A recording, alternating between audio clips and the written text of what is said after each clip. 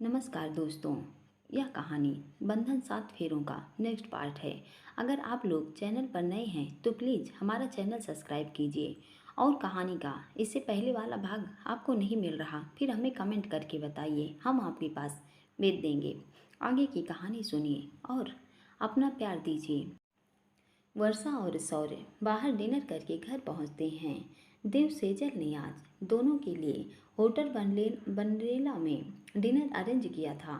Shekhar Suman hospital में से cabs करके सीधा घर आ गए थे। देव सेजल को हॉल में बैठे देखकर सौर्य हैरानी से कहता है, दी जीजू, आप इतनी रात को यहाँ, सब ठीक तो है ना? देव मुस्कुरा कर कहता है, हाँ सौर्य, सब ठीक है। डिनर कैसा रहा? वर्षा खुश होकर कहती है, जीजू बहुत अच्छा सरप्राइज था, थैंक यू दी। सौर्य देव के गले लगकर रूधे गले में कहता है, जीजू कैसे शुक्रिया अदा करें आपका, कुछ भी कहें सब ही कम पड़ जाएंगे आपके लिए। पापा मम्मा मैं बहुत लकी हूँ जो मेरी दोनों बहनों को इतने प्यारे जीवन साथी मिले।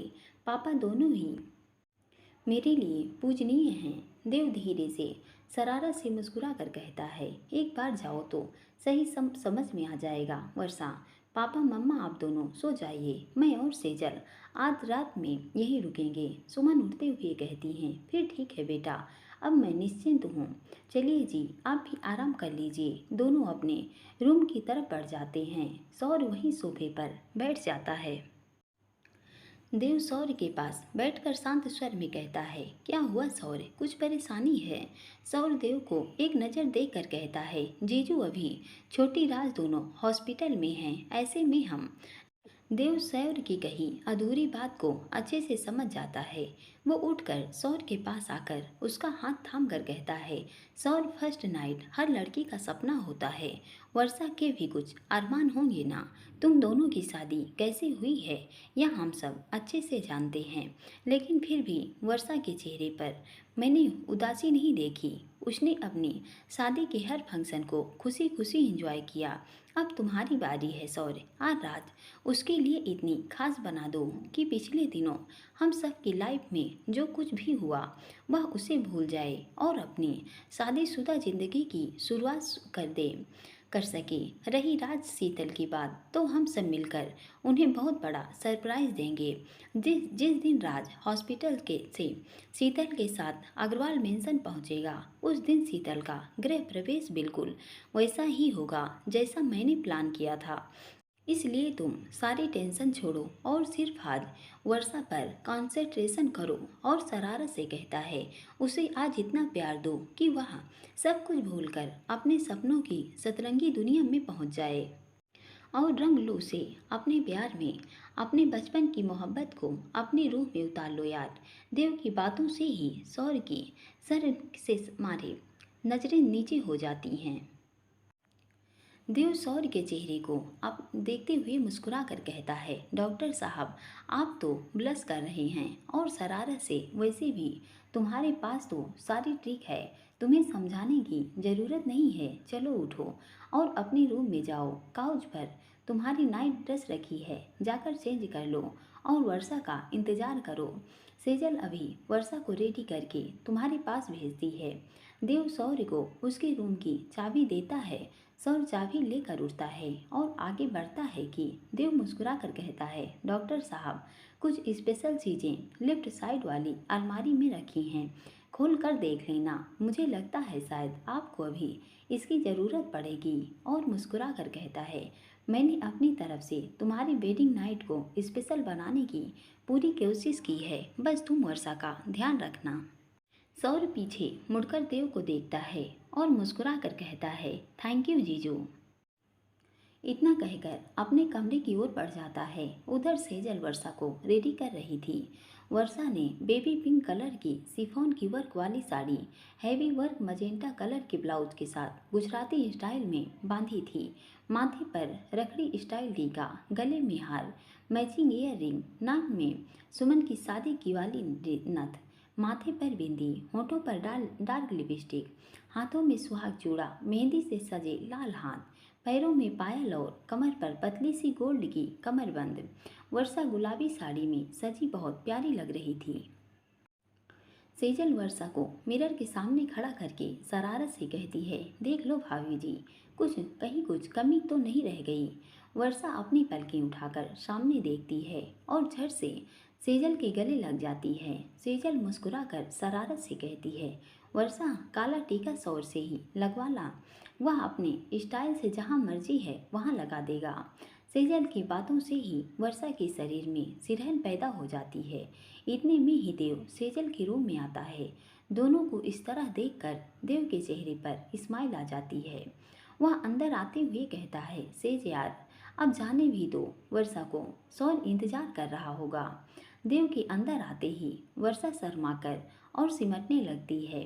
देव वर्षा को देखकर मुस्कुराते हुए कहता है, वर्षा सौर यदि ज़्यादा परेशान करे तो मुझे कॉल कर देना, मैं पास के ही रूम में हूँ, आ जाऊँगा। सेजल अपनी बड़ी बड़ी आंखें करके हैरानी से देखती है। देव आप ही ना, कैसी बातें कर रहे हैं। देव सेजल को अपने पास खींच कर कहता है, जान आप ही बता दीजिए फिर कैसी बातें करूं। और धीरे से कहता है, यार इन दोनों की गोल्डन नाइट देखकर मेरे भी अरमान जाग उठे हैं। आप वर्षा को अपने भाई के हवाले करके आइए, फिर आपको मैं संभाल लूँगा। सेजल शर्माकर धत कुछ भी बोलते हैं, चलो वर्षा। सेजल वर्षा का हाथ पकड़ती है और उसे सौर के रूम की तरफ लेकर बढ़ जाती है। देव मुस्कुरा कर कहता है, ऑल द बेस्ट वर्षा। वर्षा मुस्कुराते हुए देव को देखती है और अपनी पलकें झुका लेती है। इधर सौर्य रूम में जाकर आकर जैसे ही गेट खुलता है उसकी आंखें हैरानी से फैल जाती हैं। पूरा रूम फूलों की खुशबू से महक रहा था। पूरे फर्श पर गुलाब की पत्तियां फैली हुई थी। रूम का एक कोना भी खाली नहीं था। सब जगह लाल गुलाब की पत्तियां ही बिखरी हुई थी और बीच बीच में नीचे अरोमा कैंडल जगमगा रही थी। टेबल पर गुलाब के बुके सजे हुए थे और साइड में कैंडल स्टैंड पर जगमगाती कैंडल की रोशनी। और बेड पर प्लेन वाइट बेडशीट्स के बीचों बीच बड़ा सा दिल गुलाब की पत्तियों से बना हुआ था। बेड के चारों ओर लटकती वाइट मोगरे की गुलदाउदी के फूलों की लड़ियां बीच बीच में लाल गुलाब की लड़ियों से शोभित हो रही थी। काउच पर भी गुलाब और मोगरे की पत्तियों से वेरी नाइट सोरसा लव यू लिखा हुआ था। रूम का इतना खूबसूरत डेकोरेशन देखकर सौर की आंखें नम हो जाती हैं। वह मन में सोचता है, थैंक यू जीजू, you are genius, love you so much. सौर देखता है काउच के एक साइड में उसके लिए हाफ वाइट कलर का नाइट ड्रेस रखा था। वह अपने कपड़े लेकर वॉशरूम में बढ़ जाता है और शावर लेकर नाइट ड्रेस पहनता है और बाहर आता है। जैसे ही कपड़े रखने के लिए अपनी अलमीरा खोलता है उसकी नज़र सामने रखे पैकेट पर पड़ती है और उसे देव की बातें याद आ जाती हैं। सौर के चेहरे पर एक प्यारी सी स्माइल आ जाती है। सेजल जैसे ही वर्षा को सौर के रूम के बाहर लाती है, वर्षा सेजल का हाथ कसकर पकड़ लेती है। सेजल वर्षा को नर्वस देखकर कहती है, क्या हुआ वर्षा, इतना क्यों नर्वस हो रही हो। सौर और तुम दोनों बचपन से ही एक साथ हो। वर्षा और मुस्कुरा कर कहती है, आज पहली बार दोनों थोड़ी ही एक साथ हो, आगे भी दोनों ने रूम शेयरिंग की है ना, और आज तो तुम्हारी स्पेशल नाइट है। वर्षा दोनों खुलकर एक दूसरे को महसूस करो और अपनी बचपन की मोहब्बत को एक कर दो। और उसका गाल छूकर कहती है, मेरा भाई बहुत समझदार है, टेंशन मत लो, वह तुम्हारी फीलिंग का पूरा ध्यान रखेगा। अब अंदर जाओ, वह इंतजार कर रहा है और सुबह कोई जल्दी नहीं है। आराम से उठना और शरारत से, क्योंकि रात कैसे बीतेगी पता ही नहीं चलेगा। जाओ, इतना कहकर रूम का दरवाज़ा खोलती है और वर्षा को अंदर भेजकर रूम लॉक कर देती है। सौर अलमीरा बंद करके पीछे मुड़ता है और वर्षा को देखकर शॉक्ड हो जाता है। वह मुस्कुराते हुए वर्षा के पास आता है और पहले रूम का गेट अंदर से लॉक करके वर्षा का हाथ पकड़कर उसे कमरे के बीचों बीच लाकर खड़ा करता है और उसका हाथ छोड़कर उसे ऊपर से नीचे तक प्यार से देखता है। वर्षा सौर की इस तरह देखने से ही सिहर उठती है। सौर मुस्कुराते हुए कहता है, दी ने रेडी किया ना। वर्षा धीरे से हाँ में गर्दन हिलाती है। सौर वर्षा का चेहरा अपनी हथेलियों में भर कर कहता है, बहुत खूबसूरत लग रही हो। इतना कहकर उसके माथे को अपने होठों से छू लेता है। और वर्षा एक बार नजरें उठाकर अपने रूम को तो देख लो। वर्षा सौर को एक नज़र देखती है और अपनी नज़रों को चारों ओर घुमा कर कहती है, सौर, यह सब डेकोरेशन। सौर वर्षा के हाथों को थाम कर कहता है, दी जीजू और निशु ने किया है। वर्षा की आंखें हल्के से भीग जाती हैं। सौर की नज़रें वर्षा के चेहरे पर ही थी। वह उसकी भीगी हुई आंखें देखकर उसकी कमर में हाथ डालकर उसे अपने करीब करके कहता है, क्या हुआ वर्षा, तुम्हारी आंखें क्यों भीगी? वर्षा सौर के सीने से लगकर कहती है, सौर, इस तरह इस रात की हमने कभी कल्पना भी नहीं की थी। रात जीजू और सीतू अभी दोनों हॉस्पिटल में हैं और हम दोनों आज ऐसे, लेकिन जीजू ने यह सब। सौर उसे अपने आगोश में भर कर कहता है, वर्षा से मैंने भी यही सब जीजू को कहा, लेकिन उन्होंने सब इतने अच्छे तरीके से समझाया कि अब मैं तुम्हें ढेर सारा प्यार करना चाहता हूँ। और बचपन से जिस मोहब्बत को सपने में अपने करीब महसूस करता था, आज की रात उस मोहब्बत को दिल से अपने अंदर समाना चाहता हूँ। और वर्षा के कानों के पास जाकर उसके ईयरलोब को छूकर, वर्षा, आज रात दोगी ना मेरा साथ? सौर की नज़दीकी और बोलने के अंदाज से ही वर्षा सिहर उठती है। सौर की गर्म सांसें उसकी गर्दन और कानों को छू रही थी। सौर वर्षा को अपने गले लगाए हुए कहता है, वर्षा, पूरी रात हम ऐसे ही नहीं खड़े रहेंगे यार। वर्षा सौर को कमर से कसकर पकड़ लेती है। सौर अपना चेहरा उसके कान के पास ले जाकर कहता है, वर्षा, 2 मिनट छोड़ोगी मुझे? वर्षा सौर को अपनी नज़रें उठाकर देखती है। सौर उसका हाथ पकड़कर उसे काउच पर बिठाता है और अलमारी में से 2 गिफ्ट बॉक्स लेकर वर्षा के पास आकर बैठ जाता है और उसकी हथेली पर एक गिफ्ट बॉक्स देकर कहता है, यह मेरी बचपन की मोहब्बत के लिए। वर्षा के गालों को प्यार से छूकर कहता है, खोलो वर्षा। वर्षा सौर को मुस्कुरा कर देखती है और गिफ्ट बॉक्स खोल देती है। सौर प्यार से एकटक वर्षा को निहार रहा था। वर्षा जैसे ही बॉक्स खोलती है, उसकी आंखें खुशी से चमक उठती हैं। सौर वर्षा के चेहरे को प्यार से देखते हुए कहता है, पसंद आया वर्षा? वर्षा 2 मिनट सौर को अपनी प्यार भरी नज़रों से देखती है, फिर जल्दी से उसके गालों को चूम कर कहती है, थैंक यू सौर, बहुत प्यारा गिफ्ट है। आज हम सच में एक हो गए। अब इसे जल्दी से पहना दीजिए। सौर वर्षा के चेहरे के करीब होकर दिलकश अंदाज में कहता है, एक तो थोड़ी देर बाद जब तुम्हें प्यार करूँगा तब होंगी वर्षा। सौर की बातों से वर्षा सुर्ख हो जाती है। सौर उसकी गर्दन में अपना चेहरा छुपाकर मदहोशी से कहता है, अभी से बेचैनी बढ़ रही है तुम्हारी वर्षा, बस थोड़ी देर रुक जाओ, अभी दूर करता हूँ। और मुस्कुरा कर कहता है, बताओ कैसे पहनाऊँ? गले में इतना हैवी नेकलेस है, उसे उतारना पड़ेगा ना? वर्षा सौर के गले लगकर धीरे से कहती है, सौर, हमने कब मना किया है? आप उतार दीजिए, क्योंकि अब हमें मंगलसूत्र के साथ यही पहनना है। सौर दिलकश अंदाज में वर्षा को गहरी नज़रों से देखते हुए कहता है, वर्षा, पहले सारी ज्वेलरी उतार दूँ, उसके बाद अपने लबों से आज तुम्हारी सारी बेचैनी दूर कर दूंगा।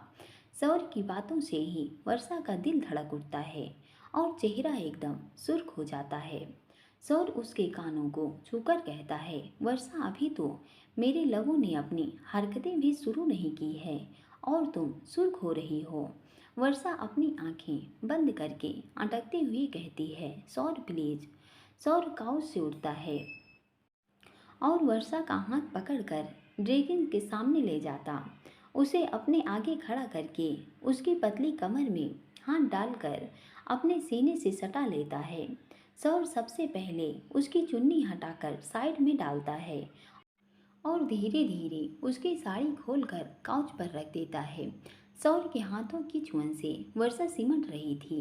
सौर उसके कानों की झुमकी मांग टीका, उसकी नथ उतार कर जैसे ही उसके गले का हार खोलता है, वर्षा पलटकर सौर के सीने से लग जाती है। सौर अपने एक हाथ को उसके कमर में लपेटकर उसे बिल्कुल अपने सीने से सटा लेता है और उसका नेकलेस उतार कर ड्रेसिंग पर रख कर उसे अपनी गिफ्ट की हुई वाइट गोल्ड की चेन और सोरसा के नाम का पेंडेंट जो उसके सीने से टच कर रहा था उसे पहनाता है। सौर की अंगुलियां जैसे ही उसकी पीठ और गर्दन को छूती हैं, वर्षा सौर की कमर पकड़ लेती है। सौर वर्षा के गले में चैन पहनाकर उसके सीने पर अपने होठों से छू लेता है। वर्षा सौर के सीने पर छूते ही एकदम सिहर जाती है और उसके मुंह से आह निकलती है। वर्षा सौर वर्षा की कमर को अपने हाथों से दबाकर दिलकश अंदाज में कहता है, वर्षा पहले मुझे तुम्हें इस तरह ही प्यार करना है, उसके बाद जब तुम मेरे लिए दूसरा गिफ्ट पहनोगी ना, तब मैं तुम्हें आज ही स्पेशल नाइट में अपने अंदर हमेशा के लिए समेट लूँगा। वर्षा का चेहरा हथेलियों में भरकर उसके चेहरे के करीब होकर मधोसी से कहता है, वर्षा मेरे लबों की तलब बढ़ रही है, मुझे प्यार करने की इजाज़त चाहिए। सौर के आज इतने दिलकश अंदाज से ही वर्षा की सांसें तेज चल रही थी। वह अटकते हुए कहती है, सौर आपने कहा था ना कि हमें पेशेंस रखना होगा और हमारे लिए पहले आपका करियर है। हम इजाज़त देना चाहते हैं लेकिन कुछ गलत हो गया तो। सौर वर्षा के होंठ पर अंगुली रखकर उसकी गर्दन में अपना चेहरा छुपा कर कहता है, आज रात सब कुछ मुझ पर छोड़ दो, कुछ गलत होने नहीं दूंगा। और शरारत से कहता है, तुम्हारा पति एक डॉक्टर है sweetheart, I know all the way. उसके होठों पर अपनी अंगुलियां फिराते हुए कहता है, Varsha I know very well you have to wait two year for baby. इतना कहकर उसकी गर्दन पर हल्के से बाइट करता है।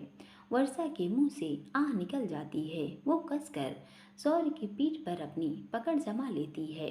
वर्षा लरजते हुए कहती है, सौर हमें पेन हो रहा है। सौर वर्षा की गर्दन पर अपने होंठ फिराते हुए कहता है, अभी तो कुछ किया भी नहीं है मैंने वर्षा, और तुम्हें पेन इतना कहकर उसके ब्लाउज की डोरी को खींच लेता है और उसे कमर से पकड़कर जल्दी से अपनी बाहों में भर लेता है। वर्षा ने अपनी आंखें बंद कसकर बंद कर ली थी। सौर का एक हाथ वर्षा की कमर में था और दूसरा हाथ उसके कंधे पर था।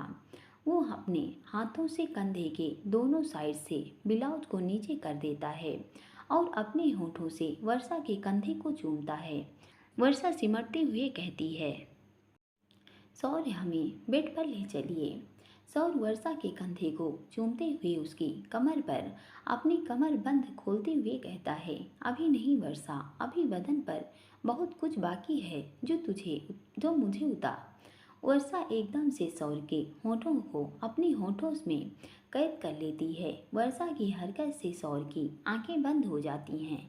वह वर्षा को अपने से चिपकाए हुए दीवार का सहारा ले लेता है और उसकी खुली कमर पर अपनी अंगुलियों से हरकत करता है। जैसे जैसे सौर की अंगुलियां उसके बदन पर हरकत करती हैं, वैसे वैसे वर्षा अपने होठों से सौर के होठों को कसकर दबाती है। सौर एकदम से वर्षा को अपने से अलग करके उसके गालों को थपथपाते हुए कहता है, रिलैक्स वर्षा, और टेबल पर रखा पानी का गिलास उसके मुंह से लगाकर कहता है, आंखें खोलो और पानी पियो। वर्षा आंखें खोलकर देखती है और झट से पानी पी लेती है। उसकी धड़कन इतनी तेज चल रही थी कि उसका शोर सौर को भी सुनाई दे रहा था। वह वर्षा को एकदम अपने में छुपा लेता है और उसके बालों को सहलाकर प्यार से कहता है, वर्षा क्या था यह सब, कोई प्रॉब्लम हो रही है। वर्षा सौर को कसकर पकड़ते हुए कहती है, वो हमें भी आपको प्यार। सौर हंसते हुए कहता है, यार ऐसे कौन प्यार करता है, एक किस में ही मेरी पूरी जान निकाल दी तुमने तो, और बड़ी डेयरिंग दिखाई हो यार।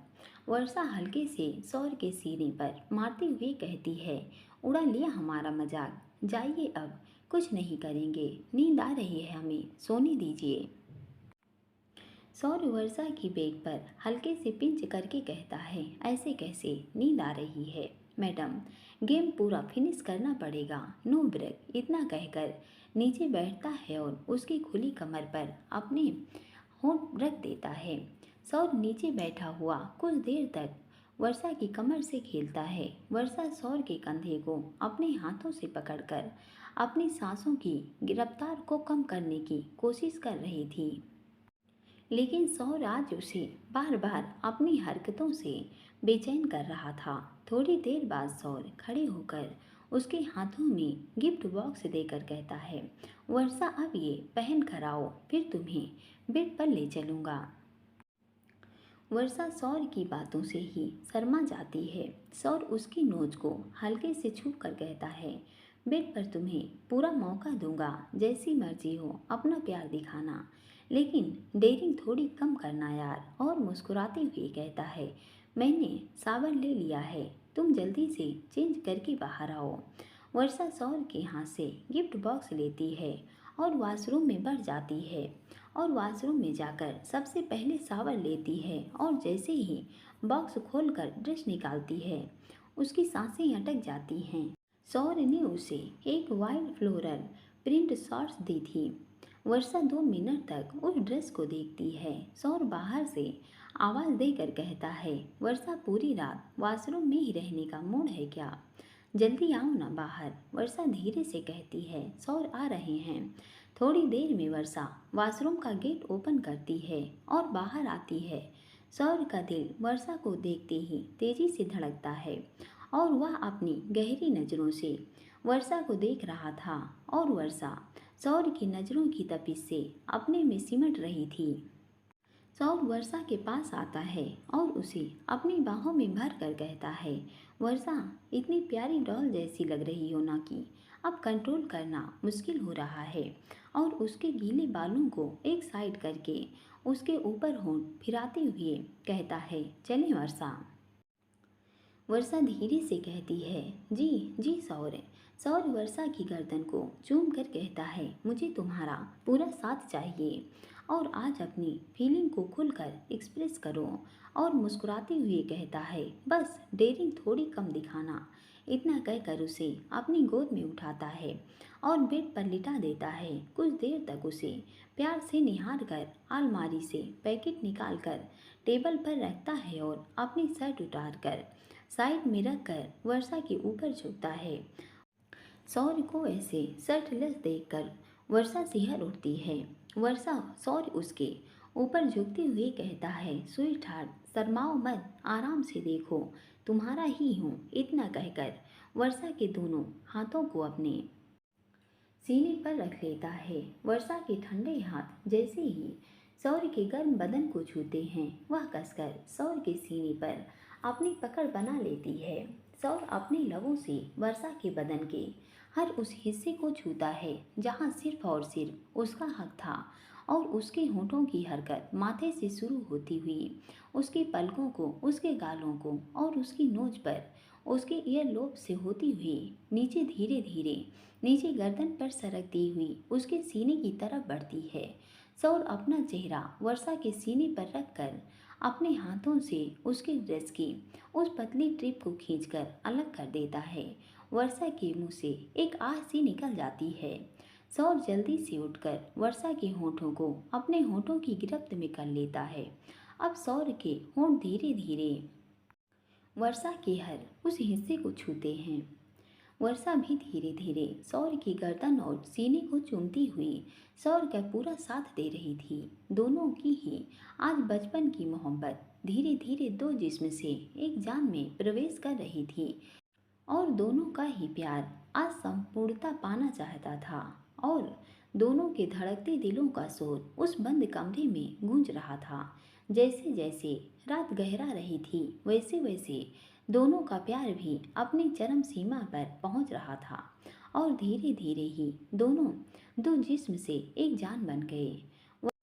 सौर वैसे ऐसे ही वर्षा को अपने ऊपर लेटाकर ब्लैंकेट से कवर कर लेता है और उसके बालों में अंगुलियां चलाते हुए कहता है, वर्षा ठीक हो ना तुम, कोई प्रॉब्लम तो? वर्षा सौर की गर्दन पर अपने होंठ रख कर कहती है, सौर हम आज आपकी पत्नी बन गए। हम बहुत खुश हैं। Thank you so much. आज की रात हमारे लिए इतनी स्पेशल बनाने के लिए हमें अपनी महबूबा से अपनी अपनी बनाने के लिए। सौर उसको कसकर पकड़ते हुए कहता है, यह तुम्हारा ही हक है वर्षा, लव यू सो मच जान। चलो अब थोड़ी देर सो जाओ। मोबाइल में देखकर 4 बजने वाले हैं। मैं 7 बजे का अलार्म सेट कर देता हूँ। आराम से उठकर रेडी होना। वर्षा सौर के ऊपर से हटने की कोशिश करती है कि सौर उसको पकड़ कर कहता है, क्या कर रही हो, ऐसे ही सोती रहो ना। वर्षा धीरे से कहती है, सौर आप पूरी रात परेशान हो जाएंगे। सौर उसके बालों को चूम कर कहता है, मिसेज महेश्वरी सुबह हो गई यार। और मुस्कुराते हुए कहता है, चलो मेरी बाहों में मुझसे लिपट कर तो सो सकती हो ना। वर्षा धीरे से कहती है, सौर वो हम ड्रेस पहन। सौर उल्टा होकर उसकी गर्दन में अपना चेहरा छुपाकर उसकी कमर में हाथ डालकर अपने करीब करके कहता है, कोई ज़रूरत नहीं है, बस ऐसे ही बनी रहो मेरे पास। चलो आंखें बंद करो और सो जाओ। अपने हाथों से उसके बालों को सहलाता है। थोड़ी देर में ही दोनों नींद के आगोश में चले जाते हैं। दूसरे दिन की सुबह जहां वर्षा के लिए बड़ी मनोरम थी, वहीं शीतल के लिए भी सुकून भरी थी। सुबह ही डॉक्टर अक्षत अपनी टीम के साथ राज को एग्जामिन करने आए थे। राज की सारी रिपोर्ट नॉर्मल आई थी और डॉक्टर अक्षत ने फिजियोथेरेपिस्ट को बुलाकर कुछ हल्की फुल्की एक्सरसाइज शीतल को बताई थी। डॉक्टर अक्षत मुस्कुरा कर कहते हैं, मेरे शेर, now you are 80% fit, so tomorrow we will discharge you. Sheetal खुश होकर कहती है, सच अंकल, हम कल घर साथ जा सकते हैं। अच्छा शीतल के सर पर हाथ रख कर कहते हैं, बिल्कुल बेटा, और हमारा शेर अब बिल्कुल फिट है, बस तुम्हें 20% उसकी केयर और करनी पड़ेगी। और राज बेटा, शाम को एक बार सिटी स्कैन और कल ले, फिर कल दोपहर तक तुम्हें डिस्चार्ज कर देंगे। और मैं यह खुशखबरी अनी को बताता हूँ। राज मुस्कुरा कर कहता है, thank you so much uncle. Ajay हल्की मुस्कान लेकर कहते हैं, वेलकम बेटा, अब शाम को ही आऊँगा। दोपहर में JLN एक सेमिनार अटेंड करने जाना है। शीतल स्माइल करते हुए कहती है, नो प्रॉब्लम अंकल, आप आराम से जाइए, अंकिता जी हैं हमारे साथ। अक्षत मुस्कुराकर दोनों को देखते हैं और दूसरे वार्ड में चले जाते हैं। अक्षत के जाते ही शीतल जल्दी से रूम लॉक करके राज के पास आकर अपना फ़ोन उठाते हुए कहती है, हम ना अभी भाई को फ़ोन करके गुड न्यूज़ देते हैं। राज उसके हाथ से मोबाइल लेकर कहता है, दिमाग कहाँ है तुम्हारा। शीतल राज को देखकर हैरानी से कहती है, से क्या मतलब, आप फिर सुबह सुबह ही शुरू हो गए। राज शीतल का हाथ पकड़कर उसकी कलाई को हल्के से दबाते हुए कहता है, तुम कारनामे ही ऐसे करोगी तो 24 घंटे शुरू ही रहूँगा। शीतल शांत होकर कहती है, अब क्या किया हमने। राज उसकी कलाई को पकड़कर अपनी तरफ खींचता है कि शीतल झटके से राज के बेड पर उसके करीब आ जाती है। राज उसके कान के पास अपना चेहरा करके कहता है, तुम्हारे सही में दिमाग नहीं है क्या। उसके चेहरे को गहरी नज़रों से देखकर, कल दोनों की वेटिंग नाइट थी, अभी 8 बजे हैं, क्या पता दोनों उठे भी हैं या नहीं, और दोनों अपनी मैरिड लाइफ की रोमांटिक शुरुआत कर रहे हैं और तुम फ़ोन करके उन्हें डिस्टर्ब करोगी। राज के इस तरह बोलने से ही शीतल की सांसें अनियंत्रित हो जाती हैं। राज हल्के से मुस्कुरा कर कहता है, क्या बात है, मैं सौर वर्षा की वेडिंग नाइट की बात कर रहा हूँ और धड़कनों का शोर तुम्हारा बढ़ रहा है। शीतल अटकते हुए, प्लीज़ हमारा हाथ छोड़िए। राज शीतल को सर्च नज़रों से देखकर कहता है, अभी भी करना है सौर को फ़ोन। शीतल धीरे से कहती है, नहीं। राज मुस्कुरा कर कहता है, गुड, देव का नंबर लगाओ, मुझे ज़रूरी बात करनी है। और इतना कहकर शीतल को फ़ोन देता है और उसका हाथ छोड़ देता है। शीतल की कलाई राज के पकड़ने से लाल हो जाती है। वह जल्दी से देव का फ़ोन लगाकर मुस्कुराते हुए कहती है, गुड मॉर्निंग जीजू। देव मुस्कुरा कर कहता है, वेरी गुड मॉर्निंग सीतू। राज ठीक तो है ना। शीतल तिरछी नज़र से राज को देखकर धीरे से कहती है, एक नंबर के सड़ू हैं आपके दोस्त, आपसे बात करनी है उन्हें। शीतल की बात सुनकर देव जोर से हंस देता है और मुस्कुराते हुए कहता है, फ़ोन दो उसे। शीतल राज को फ़ोन पकड़ाती है। राज उसे देखकर कहता है, देव को जो भी फ़ोन पर बोला ना, सब सुनाई आ गया मुझे।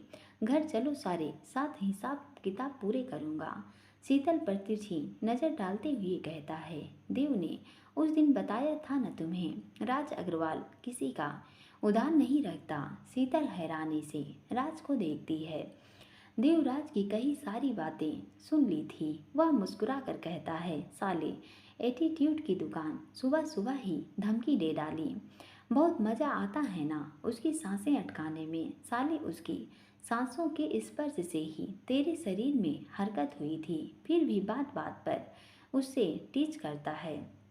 राज शीतल को एक टक देख रही कर कहती है, अभी कहाँ सांसें अटकाई हैं मैंने, हिसाब पूरा बाकी है। देव मुस्कुरा कर कहता है, तू नहीं सुधरेगा, बता क्या कहना है। राज शांत होकर कहता है, 10 बजे सीधा हॉस्पिटल पहुंच जाना, अंकल आए थे। कल डिस्चार्ज मिल जाएगा मुझे और तुझसे ज़रूरी काम है। देव खुश होकर कहता है, यार क्या गुड न्यूज़ सुनाई, मज़ा आ गया। रोमांटिक अंदाज में कहता है, तेरा ज़रूरी काम मुझे अच्छे से पता है, चिंता मत कर, तेरी सोच से भी बेस्ट करूँगा। राज सख्त होकर कहता है, तेरी न सुई एक ही जगह टिकी रहती है, अभी रात का नशा उतरा नहीं क्या। देव शरारत से कहता है, नहीं उतरा यार, सौर का रूम सजाते सजाते मन में हलचल सी हो रही थी। फिर सेजल का रूम भी सौर के रूम से अटैच है तो पूरी रात रूम में। राज गुस्से से कहता है, चुप कर बेशरम, शर्म नहीं आई तुझे, कंट्रोल कर, 2 महीने हो गए तेरी शादी को, अब तो सेजल को थोड़ी रियायत दे दे। देव मुस्कुराकर शरारत से कहता है, कल घर पहुंच, फिर देख लूँगा तुझे, और तू शीतल को कितने रियायत देता है। राज शीतल को देखते हुए कहता है, राज अग्रवाल की डिक्शनरी में रियायत शब्द है ही नहीं, समझा। और धीरे से कहता है, मेरी सोना से जिस दिन प्यार का इजहार करूँगा और उससे अपनी पत्नी के सारे हक दूंगा ना, तब भी उसे रोमांस में कोई रियायत नहीं दूंगा, और उससे खुलकर रोमांस भी करूँगा और हक से उससे भी करवाऊँगा, और वह उप तक नहीं करेगी, समझा। इसलिए मुंह बंद कर अपना और रेडी होकर 10 बजे पहुंच जाना, 1.5 घंटा है अब तेरे पास। देव मुस्कुरा कर कहता है, कमीने फ़ोन रखेगा भी तो आऊँगा ना। और सुबह सुबह ही भाषण सुना दिया, अंकल से आकर बात करनी पड़ेगी। ऐसी कौन सी मेडिसिन दे रहे हैं कि यह शेर अब बब्बर शेर बनता जा रहा है।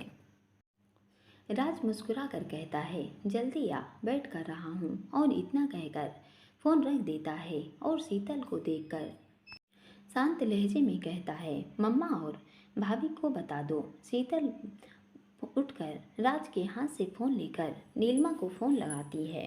नीलिमा किचन में सबके लिए ब्रेकफास्ट बना रही थी। उसका फ़ोन डाइनिंग पर रखा था। फ़ोन के रिंग होते ही भरत फ़ोन उठाकर कहता है, हाँ शीतल बोलो। शीतल शांत स्वर में कहती है, चरण स्पर्श भैया। भरत मुस्कुरा कर कहता है, खुश रहो। शीतल धीरे से कहती है, भैया अंकल आए थे, कल इन्हें डिस्चार्ज मिल जाएगा, या और माँ और भाभी से बात करनी थी। भरत खुश होकर कहता है, वाह यह तो गुड न्यूज है शीतल। इतने में ही अनकेत सरला अपने रूम से बाहर आते हुए कहते हैं, भरत किसका फ़ोन है। भरत पीछे मुड़कर कहता है, पापा शीतल है फ़ोन पर, कल राज को डिस्चार्ज मिल जाएगा। अनकेत मुस्कुरा कर कहते हैं, हाँ बेटा, अभी अभी अक्कू का फ़ोन आया, उसने बताया। भरत सरला को फ़ोन देकर कहते हैं, मम्मा शीतल को आपसे बात करनी है। सरला फ़ोन लेकर कहती हैं, हाँ शीतल बोलो। शीतल धीरे से कहती है, माँ कल इनको डिस्चार्ज मिल जाएगा तो आप हमें बता दीजिए कल हमें क्या। सरला मुस्कुरा कर कहती हैं, मैं नीलिमा और तुम्हारे पापा के साथ लंच तक आऊँगी, तब तुम्हें सब कुछ बता दूँगी, ठीक है।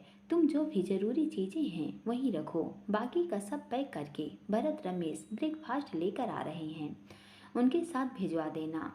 शीतल धीरे से कहती है, जी माँ ठीक है। इतना कहकर फोन रख देती है।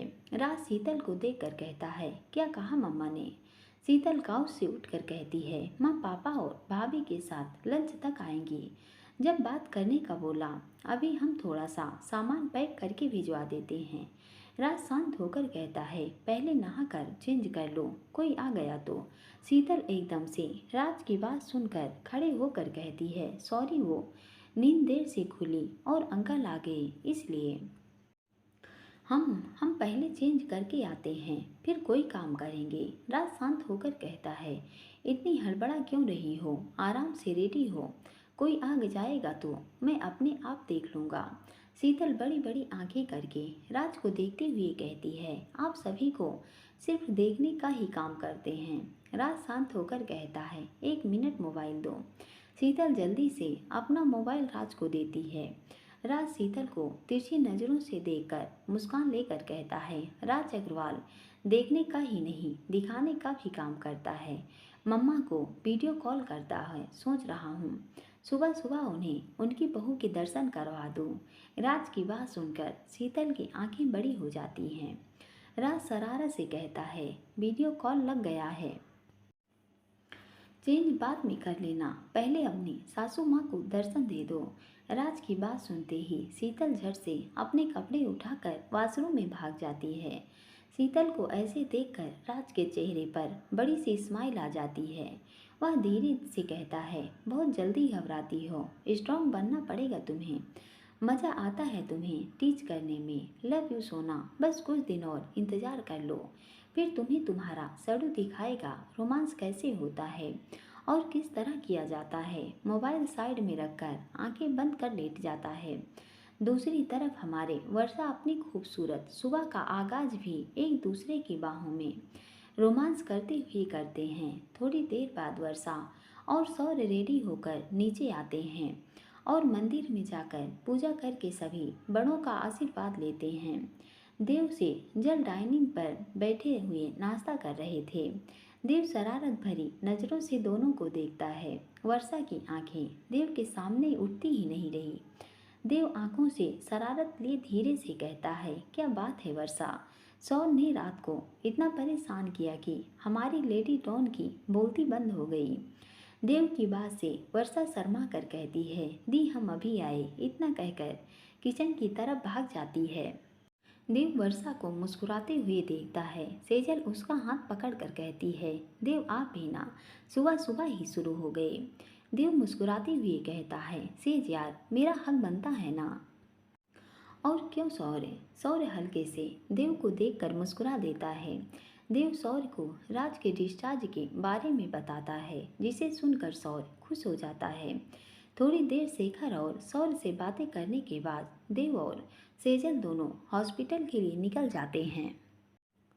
हॉस्पिटल में शीतल नहा धोकर रेडी होती है और उसने आज येलो कलर की रेड फ्लोर सिम्फोन की प्रिंट की साड़ी रेड ब्लाउज के साथ पहनी थी। वह अपने बालों की चोटी बांध रही थी कि राज बेड से उठकर काउच पर आकर बैठ जाता है और शीतल को एकटक देखता है। राज की बेचैन नज़रें शीतल को अपने ऊपर महसूस हो रही थी, जिससे वह असहज हो जाती है और वह फटाफट रेडी होती है और सामान की पैकिंग करने के लिए अलमारी की तरफ बढ़ती है। फिर राज उसकी साड़ी का पल्लू पकड़ लेता है। शीतल का कदम एक स्टेप से वहीं ब्रेक लग जाता है। वो राज को एक नज़र देखकर शांत स्वर में कहती है, क्या हुआ? राज शीतल को देखकर अपने चिर परिचित अंदाज से उसकी साड़ी का पल्लू खींचते हुए कहता है, यहाँ मेरे पास आकर बैठो, कुछ बात करनी है। शीतल नजरें नीचे करके कहती है, आप हमारा पल्लू छोड़ दीजिए, साड़ी फट जाएगी। राज उसे गहरी नज़रों से देखते हुए कहता है, साड़ी नहीं आ जाएगी, पहले मेरे पास आओ। इतना कहकर फिर से साड़ी का पल्लू खींच लेता है। शीतल 4 कदम पीछे एकदम से राज के नज़दीक आ जाती है और वह पीछे मुड़कर अपने एक हाथ से राज का हाथ पकड़ती है और दूसरे हाथ से अपनी साड़ी का पल्लू छुड़ाती है।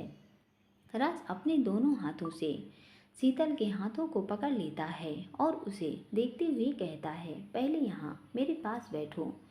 इतना कहकर शीतल को अपने करीब बिठा लेता है। शीतल के काउच पर बैठते ही राज उसके एकदम करीब होकर अपने हाथों की अंगुलियों से शीतल की नर्म अंगुलियों को फंसाकर शीतल के चेहरे को देखते हुए कहता है, मैं जो तुमसे कहने जा रहा हूँ, मैं चाहता हूँ तुम वो करो।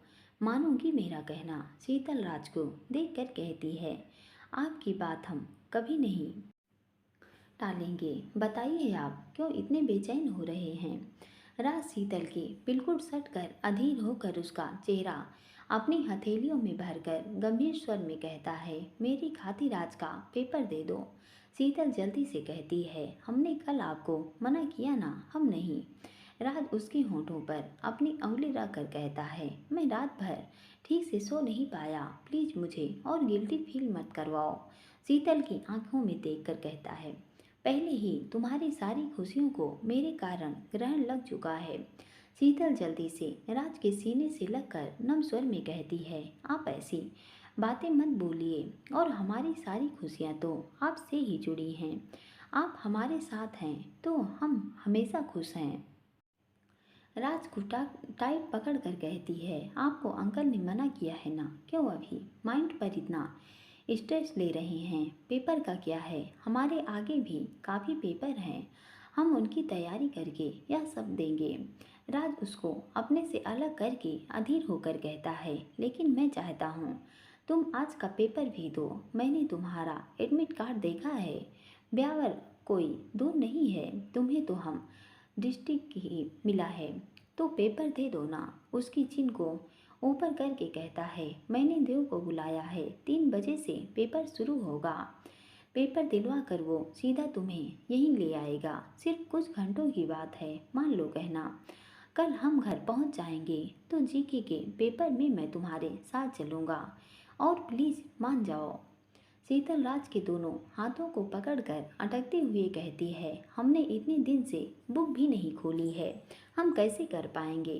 राज हल्की स्माइल से कहता है, पहली बार एग्ज़ाम देने जा रही हो क्या? तुम्हारा खुद का सब्जेक्ट है, क्यों नर्वस हो रही हो? पेपर देखो, आगे नेट के एग्ज़ाम की तैयारी में तुम्हें काफ़ी हेल्प मिलेगी।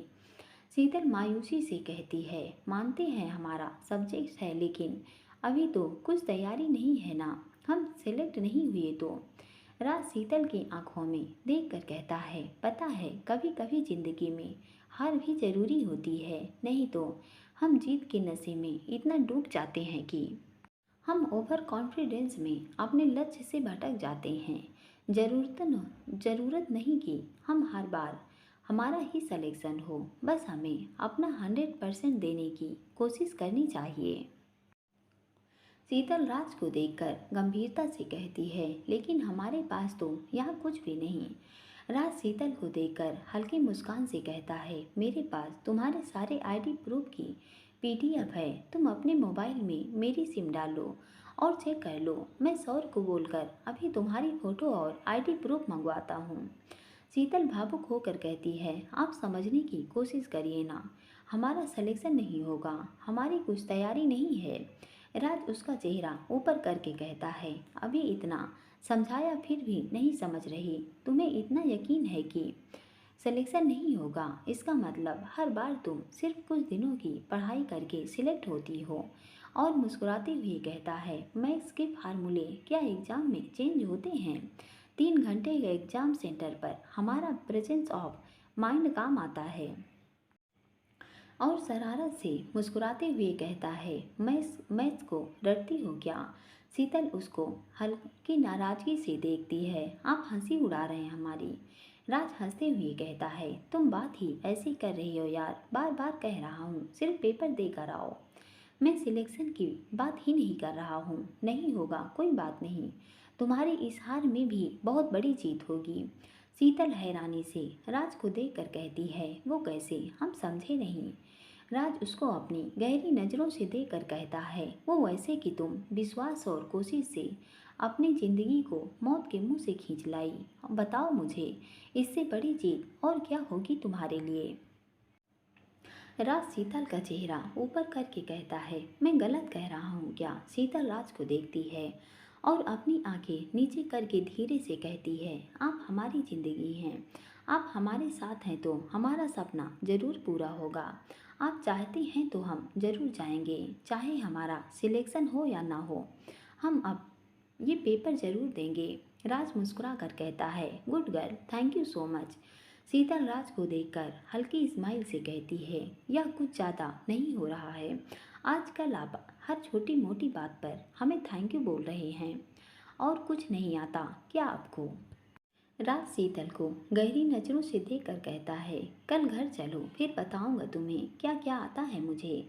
राज की बातों से ही शीतल की बोलती बंद हो जाती है। वह अटकते हुए कहती है, 10 बजने वाले हैं, हम भाई को फ़ोन करके अपने।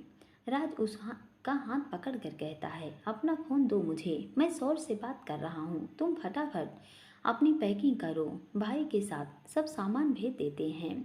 शीतल मुस्कुराकर अपना फ़ोन राज को देती है। राज शीतल से फ़ोन लेकर, मैं मम्मा को बोल देता हूँ भाभी को न लाएं, कुशा की भी तबीयत ठीक नहीं है, मम्मा मेरे पास रुक जाएंगी, भाई भाभी के साथ शाम को आ जाएंगी, तुम भी शाम 7 बजे तक आ जाओगी, फिर कल के बारे में बात कर लेना। शीतल मुस्कुराती हुई उठती है और राज को देखकर कहती है, थैंक यू। राज अपनी सर्द नज़रों से शीतल को देखकर कहता है, इसकी ज़रूरत नहीं है मुझे, जो मुझे तुमसे चाहिए वह मैं अपने आप ले लूँगा। राज की सर्द बातों से शीतल जल्दी से उसके पास से उठकर अपना सामान पैक करने लगती है। राज सौर को फ़ोन लगाता है। सौर वर्षा सुमन के साथ हॉल में बैठे थे। राज का फ़ोन देखकर उठाते हुए कहते हैं, हाँ राज बोलो। राज मुस्कुरा कर कहता है, क्या बात है डॉक्टर साहब, आज तो आवाज़ में बड़ी खनक लग रही है, इसका मतलब रात बड़े अच्छे से बीती, लगता है शादीशुदा ज़िंदगी की शुरुआत हो गई, मुबारक हो दोनों को। सौर मुस्कुरा कर कहता है, थैंक यू, आप बताइए कैसे हैं, सीतू ठीक है? शीतल चुपचाप राज की बातें सुन रही थी। उसके चेहरे पर प्यारी सी स्माइल आ जाती है। राज शीतल पर अपनी नज़र टिका कर कहता है, तुम्हारी बहन के आईडी और फोटो चाहिए मुझे आधे घंटे में।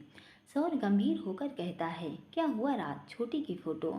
राज हल्की स्माइल से कहता है, तुम्हारी बहन को 3 बजे एग्ज़ाम सेंटर पहुंचना है, वहाँ इन सब चीज़ों की ज़रूरत पड़ेगी ना।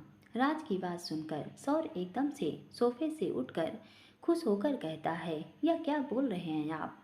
शीतल मान गई, वो सच में पेपर देने जा रही है। राज शीतल को देखकर हल्की स्माइल से कहता है, एक नंबर की जीती है, तुम्हारी बहन बड़ी मुश्किल से काबू में आई है यार, उसका मूड चेंज हो उससे पहले तुम उसका सामान भिजवा दो, और हाँ, वर्षा को बोलकर उसके अलमीरा से इसके लिए 1-2 सूट भेज देना। और सौर खुश होकर कहता है, राज थैंक यू सो मच, आपने उसे मना लिया, मैं अभी आता हूँ उसकी पूरी फाइल लेकर। इतना कहकर फ़ोन रख देता है और शेखर सुमन को देखकर कहता है, मम्मा राज ने छोटी को पेपर देने के लिए मना लिया, वर्षा जल्दी से उसके 2-3 सूट और डॉक्यूमेंट फाइल ला कर दो मुझे, हम हॉस्पिटल देकर आते हैं। वर्षा खुश होकर कहती है, जी सौर, हम अभी लेकर आते हैं। सुमन शेखर का हाथ पकड़कर कहते हैं, हमने जरूर कुछ अच्छे कर्म किए हैं जो हमें इतने सुलझे विचारों वाले और समझदार दामाद मिले हैं। देव और राज दोनों एक दूसरे की परछाई हैं। शेखर कहते हैं, आप बिल्कुल सही कह रही हो, बस मुरली मनोहर से यही प्रार्थना है कि मेरे सभी बच्चों की खुशियाँ ऐसे ही बनाए रखें। शीतल सब सामान पैक करके साइड में रखती है। राज उसे देख कर कहता है, हो गया सब? शीतल धीरे से कहती है, जी, इतना कहकर राज के पास आकर बैठ जाती है। राज शीतल को मोबाइल देकर कहता है, यह पीडीएफ ओपन करो, कुछ सैंपल पेपर हैं, मैंने अकिंता को मैसेज किया है, वह डायरी और पेन भेज रही है, 2 घंटे के लिए मन लगाकर पढ़ लो। शीतल मुंह बनाते हुए राज को देखती है और बुदबुदाते हुए कहती है, सड़ू कहीं के, हमेशा हम पर ऑर्डर करते हैं। राज शीतल के करीब होकर सर्द लहजे में कहती है, ऑर्डर के अलावा भी बहुत कुछ आता है मुझे, मेरी बातों से ही तुम्हारी जान सूखती है, अभी कुछ कर दूंगा तो नजरें भी ओपन नहीं होगी।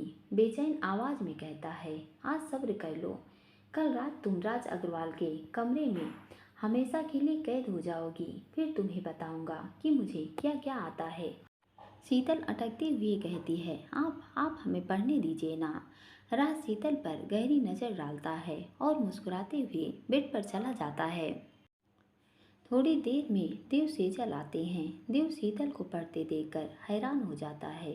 राज दोनों के साथ रूम से बाहर आता है और वहाँ लगी चेयर पर बैठ जाता है। देवराज को देखकर कहता है, यह सीतू इस समय पढ़ाई। राज शांत स्वर में कहता है, 3 बजे पेपर है, उसका इसलिए पढ़ रही है। सेजल मुस्कुरा कर कहती है, भैया या चमत्कार कैसे हुआ? राज मुस्कुराते हुए कहता है, सेजल बहुत जीती है तुम्हारी बहन, मुश्किल से मनाया है देव, तू उसे लेकर जाएगा ब्यावर। देव मुस्कुरा कर कहता है, तू चाहता है कि मैं सीतू के साथ जाऊं तो जरूर जाऊंगा यार। राज हल्के से मुस्कुरा कर कहता है, यार सौर को डिस्टर्ब नहीं करना चाहता था, इसलिए परसों उसका जीके का पेपर है, मैं उसके साथ चला जाऊंगा। देव मुस्कुराकर गुनगुनाते हुए कहता है, दिल कहता है तुमसे कि थोड़ा थोड़ा प्यार हुआ तुझसे, कि थोड़ा थोड़ा इकरार हुआ तुमसे, कि ज़्यादा भी होगा तुमसे ही। राज सख्त होकर कहता है, साले तुझे हर काम में रोमांस सूझ जाता है, सेजल कैसे झेलती हो इसे? देव सेजल को साइड हक करके कहता है, बहुत प्यार से झेलती है मुझे मेरी जान, समझा तू? अपनी वाली का ध्यान रख, कल कुछ स्पेशल करवाना हो तो बोल। राज मुस्कुराते हुए कहता है, देव साहब आपको जो करना है वह करो, उसे मैं अपने तरीके से सरप्राइज दूंगा। और मम्मा पापा भाभी शाम को यहीं रहेंगे, तब सब डिसाइड कर लेना। देव मुस्कुरा कर कहता है, चल ठीक है, मैं घर जाकर 1 बजे तक आता हूँ। देव सेजल को लेकर निकल जाता है। थोड़ी देर बाद भरत रमेश आते हैं। रमेश राज शीतल का सामान लेकर घर के लिए निकल जाता है। वर्षा सौर दोनों शीतल के आईडी प्रूफ और उसका जरूरी सामान देकर अरोड़ा अजय से मिलने चले जाते हैं। राज ने अंकित को शीतल के पेपर के बारे में बता दिया था। अंकित और सरला राज शीतल का लंच लेकर हॉस्पिटल पहुंच गए थे। शीतल ने सबके कहने पर थोड़ा सा खाना खाया। राज शीतल को देखकर कहता है, यह सब छोड़ो और चेंज करके रेडी हो जाओ, टाइम से निकलो, रास्ते में ट्रैफिक हुआ तो लेट हो जाएगा। सरला शीतल को देखकर कहती हैं, बेटा सब सामान तो तुमने भेज दिया, अब क्या पहनोगी? यही साड़ी ठीक है। शीतल राज की तरफ देखती है। राज शांत स्वर में कहता है, मम्मा सौर वर्षा इसका सूट मंगवा लिया है। शीतल को देखकर कहता है, तुम जाओ जल्दी से रेडी हो, देव रास्ते में ही है। सरला अंकित को देखती हैं। अंकित मुस्कुरा कर कहता है, बेटा राज ठीक कह रहा है, टाइम से पहले पहुँचो, हम थोड़ी देर बाहर बैठते हैं, आओ सरला। सरला दोनों को एक नज़र देखती हैं और अंकित के साथ बाहर निकल जाती हैं। शीतल राज को देखकर कहती है, हम यही साड़ी पहने रहते हैं ना, माँ को सूट पहनना अच्छा नहीं लगता, हमें लग रहा है उन्हें शायद बुरा लग गया। राज सख्त होकर कहता है, अपना काम करो जो तुमसे कहा है, माँ को कैसे हैंडल करना है मैं अपने आप देख लूँगा। शीतल अपना सूट चेंज करती है कि देव आ जाता है। देव रूम में आते हुए कहता है, सीट चलें। शीतल मुस्कुराते हुए कहती है, जी जीजू। अंकित सरला के पैर छूते हुए राज की तरफ देखती है। राज हल्के से मुस्कुरा कर कहता है, यहाँ आओ मेरे पास। राज के इस तरह सबके सामने बोलने से शीतल की जान अटक जाती है। अंकित मुस्कुरा कर कहते हैं, खड़ी क्यों हो बेटा, राज के पास जाओ। शीतल नजरें नीचे करके राज के पास आती है। राज बेड से उठकर टेबल पर रखी हुई कैडबरी सिल्क उठाकर एक पीस लेकर शीतल को खिलाते हुए कहता है, यहाँ दही शक्कर नहीं है, आज इसी से काम चला लो, कूल माइंड से तसल्ली से पेपर देना, ऑल द बेस्ट, इतना कहकर अपने गले लगा लेता है। सरला अंकित दोनों देव को देखकर मुस्कुरा देते हैं। देव मुस्कुराते हुए कहता है, राज शीतल को छोड़ दे यार, लेट हो जाएगा। शीतल झटके से राज से अलग होती है और अपना पर्स लेकर राज पर एक नज़र डालकर सीधा बाहर निकल जाती है। देव मुस्कुराते हुए कहता है, मेडिसिन लेकर रेस्ट करना, शाम को आता हूँ। राज शांत स्वर में कहता है, 1 घंटे अपना मुंह बंद रखना, उससे बिल्कुल बात मत करना, इसका दिमाग शांत रहेगा तो वह ध्यान से पेपर करेगी। और हाँ, गाड़ी धीरे चलाना। देव अंकित को देखकर कहता है, देख लीजिए अंकल, मैंने कहा था ना बेटा पराया हो रहा है, अनिकेत मुस्कुराते हुए कहते हैं, बेटा मैं इसके पराये होने से बहुत खुश हूँ। जाओ, शीतल इंतजार कर रही है। देव मुस्कुराकर बाहर निकल जाता है। सरला राज को उसके मेडिसिन देती है। दवाइयों के असर से राज को थोड़ी देर में ही उसे नींद आ जाती है। अनिकेत सरला से शांत स्वर में कहते हैं, सरला सोचा नहीं था कि राज इतना जल्दी शीतल को एक्सेप्ट कर लेगा। आज दोनों को खुश देखकर लग रहा है मैंने बहुत बड़ी जंग जीत ली। यदि राज शीतल को सिर्फ मेरी जिम्मेदारी समझकर यह रिश्ता निभाता तो इस बच्ची का मैं गुनहगार बन जाता, लेकिन इस बच्ची ने अपने प्यार से तुम्हारे अकड़ू बेटे को पूरा बदल दिया।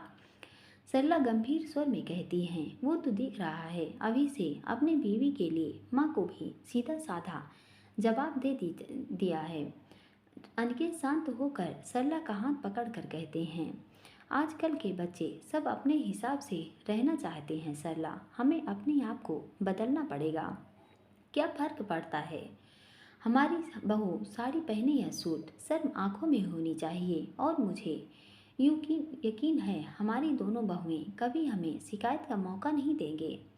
सरला शांत होकर कहती है, भरत ने नीलिमा की साइड लेकर कभी मुझे जवाब नहीं दिया, लेकिन तुम्हारा छोटा बेटा अपनी बीवी की फुल साइड लेगा।